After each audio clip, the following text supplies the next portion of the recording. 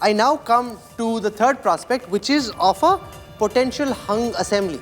So let's come back to the battlefield of Maharashtra. In this scenario, neither side scores a majority, and I'll run you through why scenario 3 may actually come through.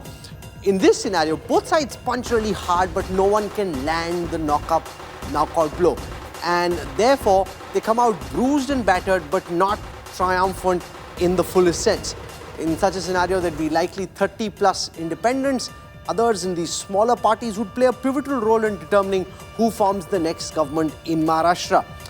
In such a situation, smaller parties like the VBA, the MNS, the AIMIM manage to secure some crucial seats.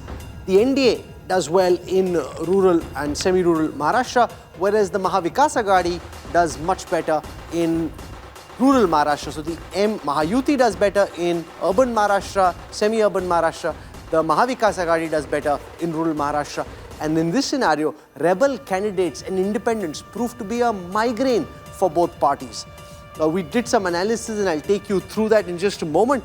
But lots of rebels and independents which could cause problems for both factions. But let me take you through what the numbers could look like in this scenario, where both sides end up below the majority mark. So I'll take the first scenario.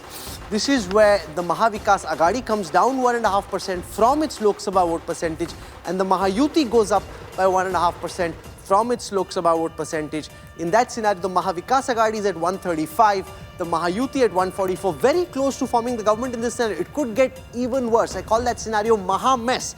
I'll show that to you in just a couple of minutes. But before that, you've got the Mahayuti at 144 and the Maha Vikas Aghadi at 135. The moment, Rajdeep, the Mahayuti crosses, say, 135, they're kind of home. They'll find if the Maha Vikas Aghadi, to my mind, has to win, it has to be clearly above the majority. If the Mahayuti is slightly below the majority, they'll still find the ways and means of going home. Yes and no. Remember that there are a lot of smaller parties like AIMIM, SP, PWP. They could pick 7-8 seats between them. There are also about 8 or 10 NCP rebels who could well win. Sharad Pawar, I can tell you, has been in touch with some of them. You see, Maharashtra has this... Pawar faction. That's right. I think, Preeti, you're right. I mean, there is this possibility that is talked about in Maharashtra that there are some Ajit Pawar leaders who may well want to go with Sharad Pawar if they are in a position to dictate kaun banega Mukhyamantri. You see, there is the other battle. Kaun banega Mukhyamantri. What if Sharad Pawar wins 45, Ajit Pawar wins 15, and no government can be formed without either? Then you're in a position where they could demand chief ministership. All of that is speculation. But my own sense is, you're absolutely right. Mahayuti has more possibilities of reaching the halfway mark if it's hung.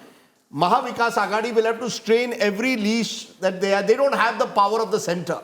Once you have the power of the center, it makes it that much easier in a hung assembly. But we saw what happened in 2019. Maharashtra mein kuch bhi ho sakta hai. Okay,